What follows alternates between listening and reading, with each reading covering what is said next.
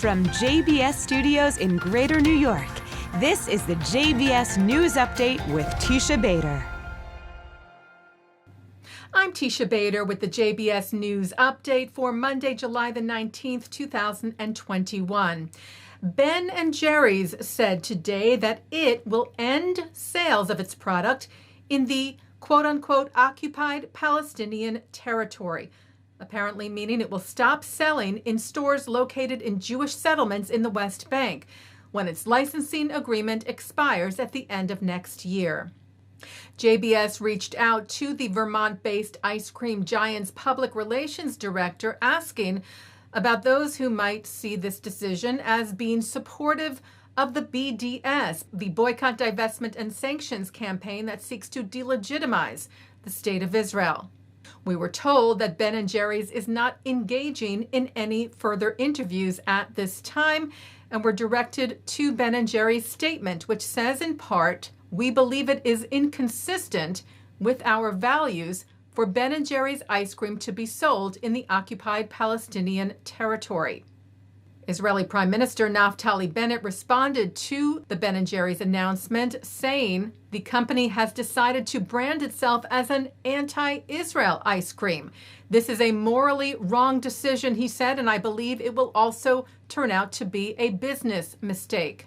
Bennett wrote, "The boycott of Israel, a democracy surrounded by terrorist islands, reflects a complete loss of way," vowing to fight the boycott.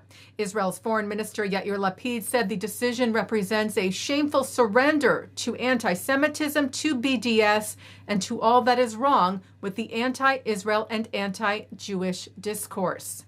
Pro-Israel lobby AIPAC tweeted, "It is discriminatory and against the interests of peace and reconciliation to launch a one-sided boycott when it is the Palestinian leadership that refuses to come to the negotiating table with Israel." B'nai B'rith International tweeted, "This hypocritical boycott does nothing but make Ben & Jerry's ice cream unavailable to Palestinians and Jews in what it calls the occupied Palestinian territories," asking also, why was Ben & Jerry's silent when Hamas rockets rained down on Israel?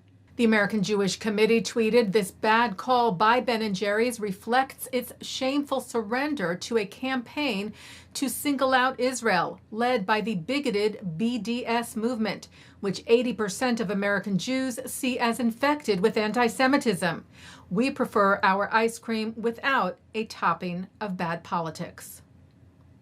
Foreign Minister Lapid confirmed earlier reports today that he will indeed travel to Morocco for an official visit later this month, making him the first Israeli foreign minister to do so.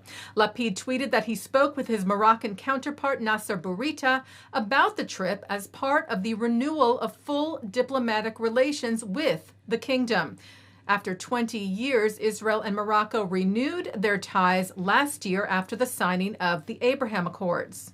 Lapid said the visit will take place after the opening of direct flights to Morocco from Israel at the end of this month, and he called the visit the starting point for tourism and trade agreements and for comprehensive economic and political cooperation. Lapid also tweeted, "After my visit to Morocco, Minister Bourita will come to visit Israel to open a representative office here." Well, Israel's Defense Ministry responded today to reports alleging that cyber surveillance products sold by Israeli company NSO were used to target journalists, activists, and politicians in a number of countries. The Times of Israel reports that NSO has denied these allegations and citing the Defense Ministry, saying that it only allows companies to export cybersecurity products to government figures only for legal purposes and to prevent and investigate crimes and to combat terrorism, adding if it is found that there was use of NSO Group's products in violation of the conditions of the license or in violation of the statements from the purchasing countries, we will take appropriate action. Taking a look now at our programming for tonight on JBS for Monday, July the 19th. At 7 o'clock, it's The Wisdom of Dr. Ruth. At 7:30, we bring you the rally held recently in Washington, D.C. against anti-Semitism, the No Fear rally. includes remarks from Meghan McCain, Israeli actress Noa Tishby, former U.S. Ambassador and Rabbi David Saperstein, and many others who join prominent faith leaders, elected officials, and victims of recent anti-Semitic attacks. At 9, Mark Golub sits down with Sephardic Jewish leader Rabbi Elie Abadie on L'chaim, who talks about the challenges of promoting Sephardic Jewish culture on the American Jewish scene. At 10, Rabbi Naomi Levy speaks at the 92nd Street Y. And coming up next, I speak with Ron Kampeas, Washington, D.C. bureau chief of the JTA, to talk about the article he wrote on some disturbing results of a recent survey of U.S. Jews and their feelings regarding anti-Semitism and Israel. And that's the JBS News Update for Monday, July the 19th, 2021. I'm Teisha Bader. Stay healthy, stay well.